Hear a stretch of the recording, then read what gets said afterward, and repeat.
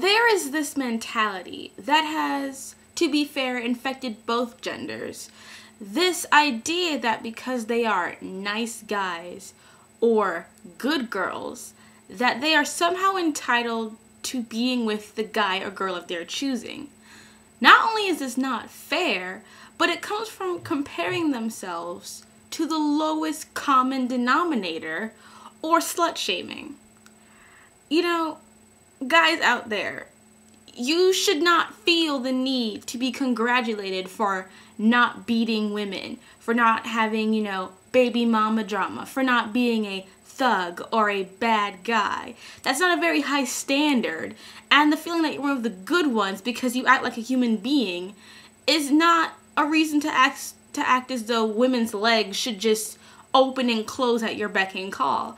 If a girl does not respond to your advances, she probably isn't interested in you, and you should just count your losses and move on. If you feel that you deserve something for being nice, that's not being nice. I was reading this article, which I'll link to in the bar below, about this guy it's a man talking about the whole nice guy thing, and how, you have these guys who'd say, I was there for her when she needed me, I did all these things for her, when she needed a shoulder to cry on, I was there, when I heard that she wanted something, I got it for her, and, when I said that I liked her, she's like, I just see you as a friend, or whatever. It's just if you're not going to make your intentions clear to someone, how are you going to be upset when they don't respond the way you want them to? I mean, all those things that he listed about doing stuff and buying things for them, I do that for my friends. If I hear my friend wanted something and I see it, I pick it up for her. If my friend is sad or upset and I know something will make her happy, she'll pick it up. I'll pick it up for her. Or if I'm sad, she'll pick it up for me. When my grandmother died, my best friend went out, bought me 2 cards and a stuffed animal just to make me happy because she was my friend. And in order to be a good friend, she was there for me when I needed her. It wasn't as if because I did something for her, she was going to do something for me, or vice versa. It's not a matter of quid pro quo. It's, I'm your friend, you need something, or I thought about you, so I got you something. It's not about getting something back in return. Same thing with this whole mentality. If you are courting a girl, and all of this is to get you towards, her vagina, or you want to date her or be with her, and this is kind of how you're getting towards it, well, that's not the way to go about it, because you're not being clear with your intentions, because everything you're doing, they do with another woman. This is not unique to male or female.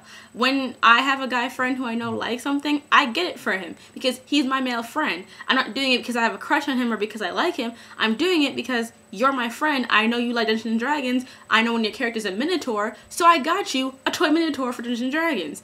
It has nothing hidden behind it other than you're my friend, I know what you like.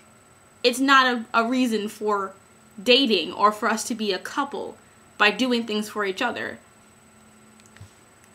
But, it's not just a guy thing, because, ladies, your virginity is not a symbol of superiority by any stretch of the imagination. Slut-shaming other women by saying that all guys want are hoes, and when they grow up, they'll want a real woman, is bullshit. What makes you a real woman? The fact that you have glasses and nice personality and conform sentences supposedly makes you a real woman? Congratulations. You're a normal person. That does not entitle you to mentally saying you belong with me every time you see the guy you like with another girl.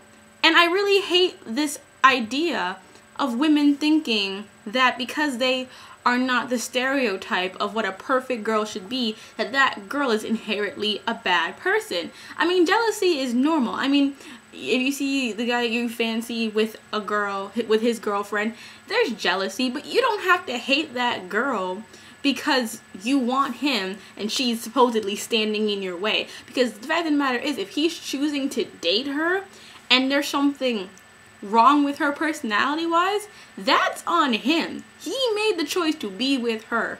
And, that's their issues. And maybe he likes her personality. Maybe he likes that about her. And if that's who he wants to be with, shouldn't that tell you something about him? If that's who he wants to be with and you don't fit it in any way, why do you think you'd be happy with him? Because he's cute? Because that's not enough. It's not enough to just be cute. Cute does not make marriages last. Cute does not make relationships last. That doesn't make dating happen. It's not what you want. And because you're a virgin does not put you on a higher standard than someone who's not a virgin, because it doesn't matter. Okay? It doesn't matter if you have slept with everybody in school or no one in school. It does not make you a good or a bad person. What matters is that they are using safe sex, that they are taking care of themselves, that it's consensual. Those are things that are important. If this girl is just having sex with everybody unprotected and probably collecting STDs, you should feel concerned for her. But if she's just doing whatever she wants, why do you care? Why does it affect your life? And if you think that's disgusting, why is that the standard that you are saying that you're so much better for? Why is that the beginning of how you're supposed to be better than that? I don't get that. But don't get me wrong, I understand the frustrations of being single. It took me years before I was comfortable, the fact that I didn't have a boyfriend, or that, you know, I was single. And I still have moments where I feel like, I wish I had somebody or whatever. But I know most of the time it's mainly me wanting the idea of a relationship and not always the person. And that's the other thing about it. One of the major reasons why both genders sort of get like antsy at each other, besides the lack of communication and understanding on both parts, is that they get into relationships with one another having expectations of what they think the other person in the relationship should be like. And this is done without taking into consideration the other person's personality. You know, if you have this image of the perfect man or woman in your mind, and every time you go after that and it fails, maybe you should reevaluate what you're looking for in a person. I mean, do you want someone who's going to worship you and fulfill your every fantasy, or an actual human being with their own hopes, dreams, etc.? I mean, if a relationship is built upon two people being together, then it should be important about what that other person wants.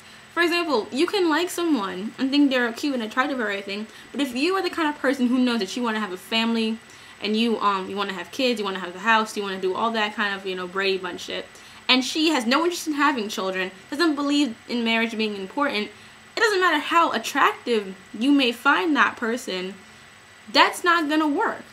Because you have two different goals. You know, even though I'm a religious person, I believe in evolution.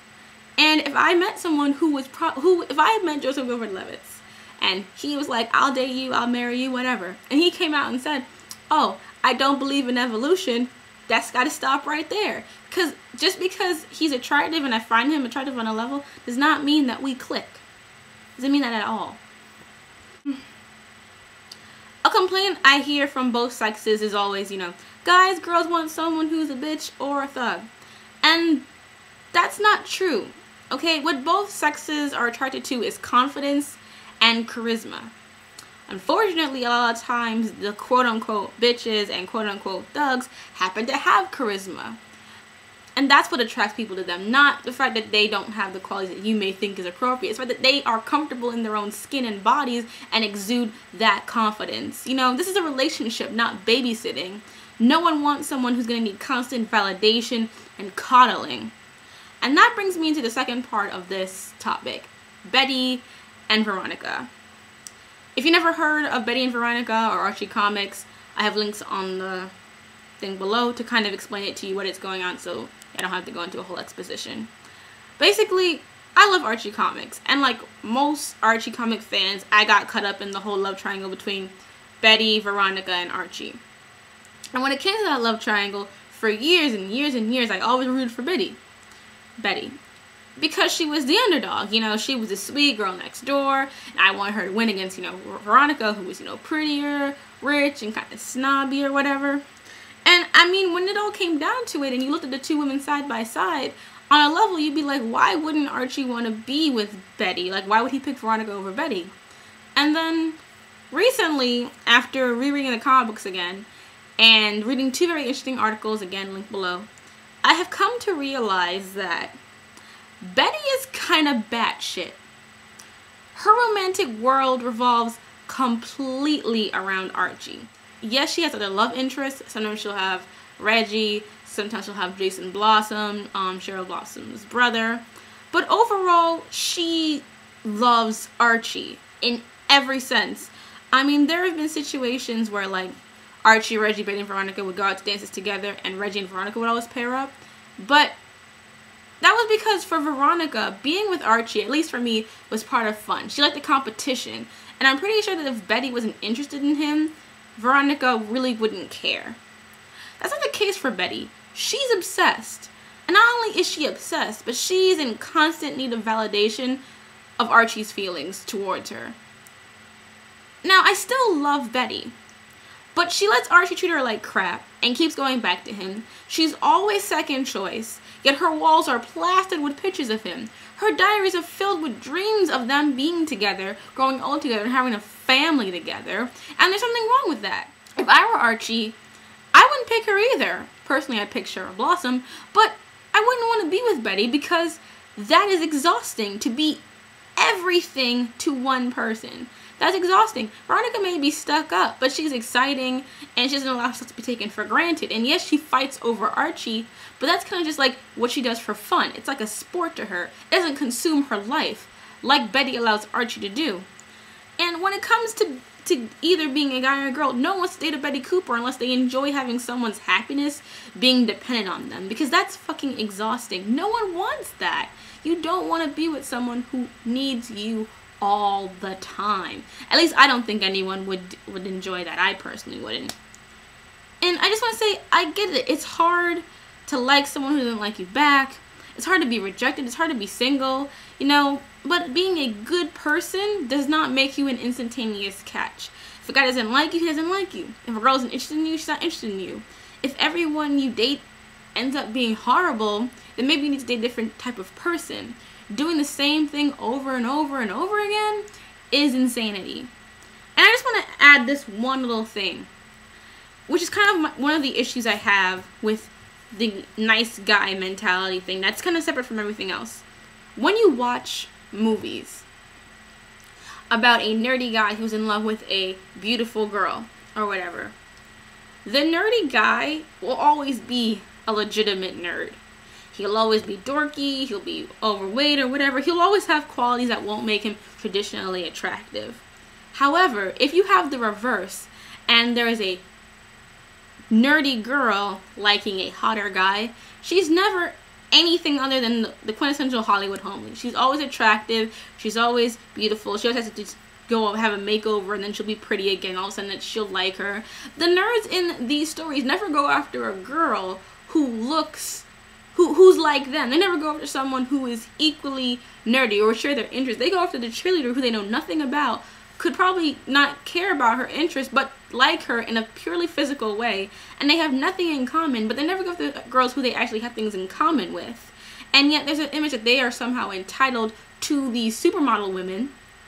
But when it's girls, not only are the ones that don't look perfect not represented in those media, but basically it's also saying that even if you are pretty much hot, you have to make yourself change to become even hotter to get some guy. So even in the whole nice girl Betty Cooper kind of thing, there's an underrepresentation of actual nerdy girls actually going after those guys.